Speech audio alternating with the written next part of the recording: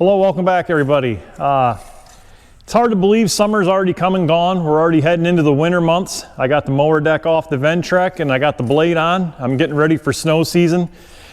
Generally when fall's done, you'll be putting these rakes away and hopefully not have to use them till next fall.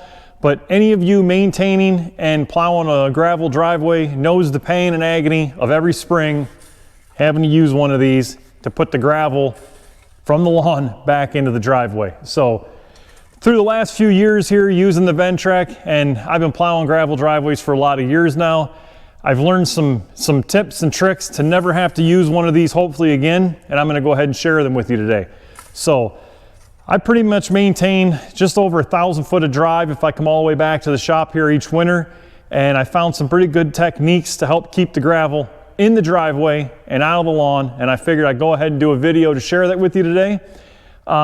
Some of these tips and tricks can apply to any other brands of tractors with you're using a blade on, not necessarily a Ventrek, so don't go anywhere and stick around and check this out. All right, so for the first tip is you want to have a good base of gravel on your driveway.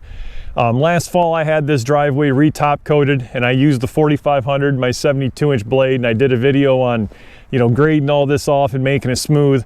And one of the comments is someone told me I was a fool for top coating the driveway with stone before going into winter for plowing. Now, logically, you would think that that would make sense because you'd push the stone away, but it's actually the opposite. You want a good base of stone, and I got some tips on how to keep this stone in your driveway instead of in your yard. So the reason for this is when you start taking this top coat of stone off and you get down underneath where this thinner material is softer, especially here in Ohio, in the Midwest, we get hard freezes and the next day it can warm up and we get a lot of freeze and thaw. And by this freeze and thaw, it loosens up that driveway and it starts to get soft. So by not having a good top coated base of gravel on here, when you drive your car, automobiles, or anything in there, it starts to leave indents. When that snow melts or you get rain, the indents fill with water. Once they fill with water, if your driveway's anything like mine, people like to go about 50 miles an hour down it. When the car tires hit them indents, it pushes the water out, which causes erosion. Over time, the holes erode, they get bigger, there's more water it fills in, the harder they hit, and you have a mess come spring, you have to fix your driveway. Now, if you're fortunate enough to own a power rake, that's a great tool to be able to renovate your driveway and you wouldn't have a problem. I don't have a power rake, I'd like to have one, but I do have the power bucket and I have used that to fix the driveway. Or your other option is you just have to bring in more material to fill in the holes, and a lot of times I found that's the easiest way for me. Top coating your driveway before winter or just having a good base of stone on it all the time, that's one way to alleviate that problem. So let me go ahead and tell you some more tips to keep this gravel in your driveway instead of in your lawn. All right, so now that you got a good base of gravel and stone on your driveway, we're gonna go ahead with tip 2. Tip 2, the best advice I can give you is only plow when absolutely needed. Now, I know you get done mowing, you might go a month or two and you get the blade on and you want to get some Ventrek seat time, I get it. But if you're only getting an inch of snow or 2 inches, just don't do it. If you have asphalt or concrete driveways, that's fine. A lot of times them guys want to get out there and they want to clean them off. And my dad's got a poly blade, which works great for that. You can cut right down to the surface. The sun shines on it, it helps melt it off, and that works great. For a gravel driveway, what I found best is if you get a couple inches of snow and say something like a Prius can drive through your driveway, no problem, just let it be. I like to get them first few snows and drive over it and get a nice hard compacted layer of snow on the gravel.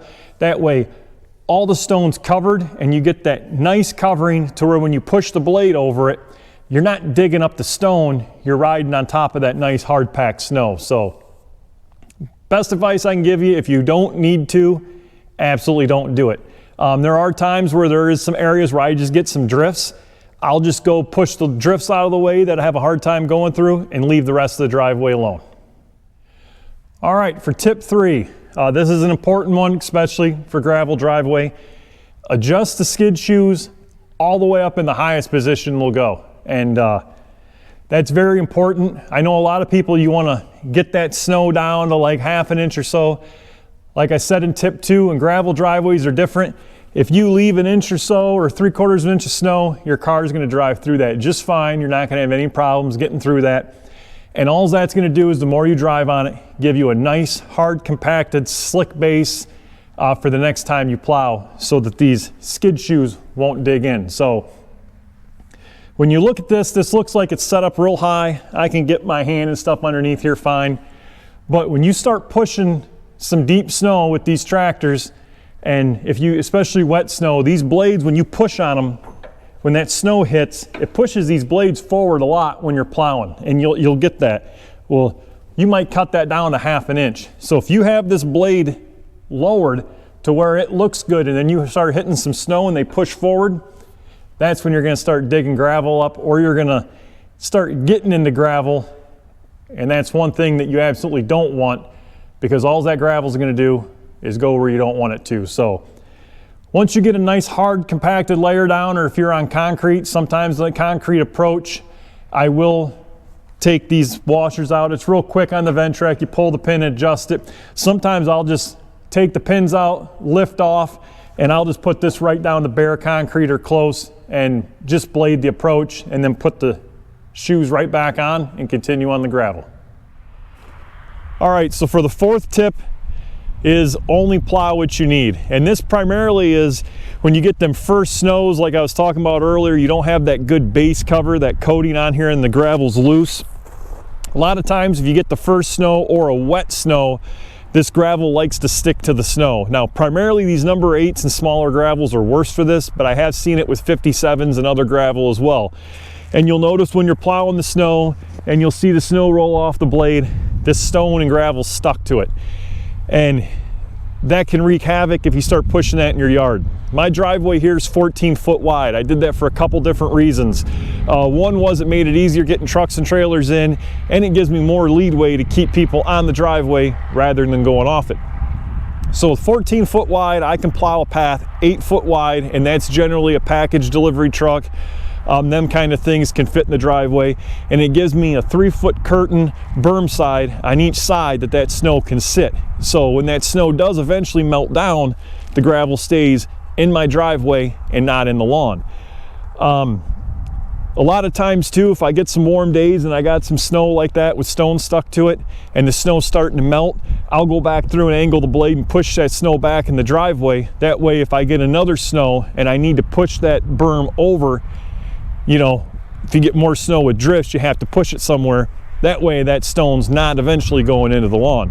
Now, if your driveway isn't this wide, just plow what you need if you need to. If you can fit your car through it, that's fine. Just try to give yourself as much room as you possibly can so you're not pushing as much of that snow as you possibly can into your lawn. All right, so for the 5th tip and final tip, and this tip here is only going to apply to like Ventrac.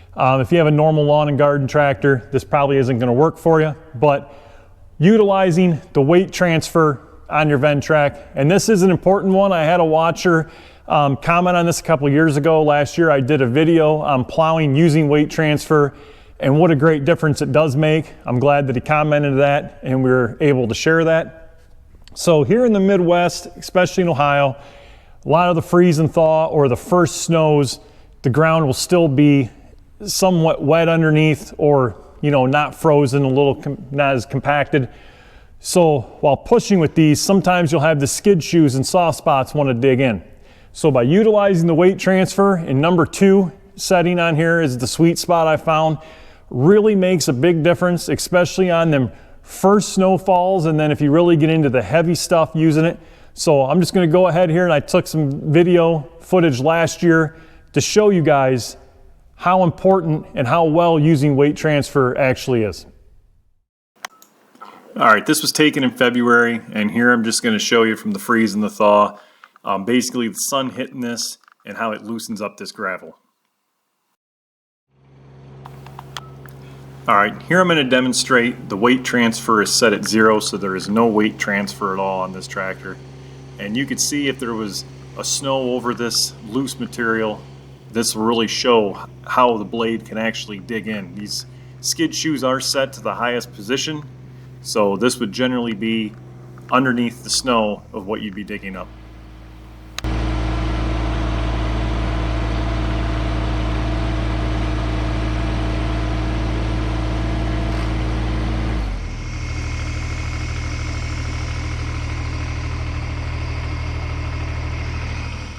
All right, here's with the weight transfer set at number 2 position, and this just helps that blade glide over all this material.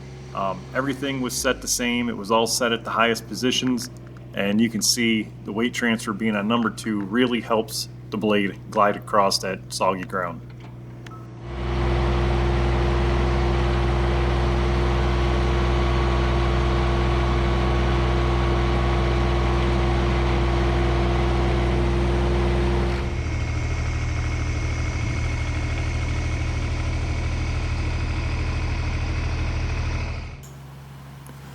All right, here's another angle showing the blade. This is with no weight transfer on, so this would be the 0 setting. And the next one you're going to see here, this is the weight transfer again set at number 2. So just another different angle showing how well that blade glides over that material with it in number 2. All right, and here you have it on the right hand side. This was with no weight transfer on. And on the left hand side, which I'm turning now, so now it'll be on the right hand side, you can see where the skid shoes left some marks in the driveway, but that was about it. So definitely using weight transfer is a huge difference here and really makes a big difference. That's keeping gravel and other material in the driveway and out of your lawn. All right, I hope you all enjoyed this video. I hope some of these tips and tricks will help you. Some of these you guys may already have known, but hopefully in the future this will help keep you from having to rake come spring. I got more tip and trick videos on the Ventrac I plan on doing, so if you hadn't already, go ahead and subscribe. As always, thanks for watching.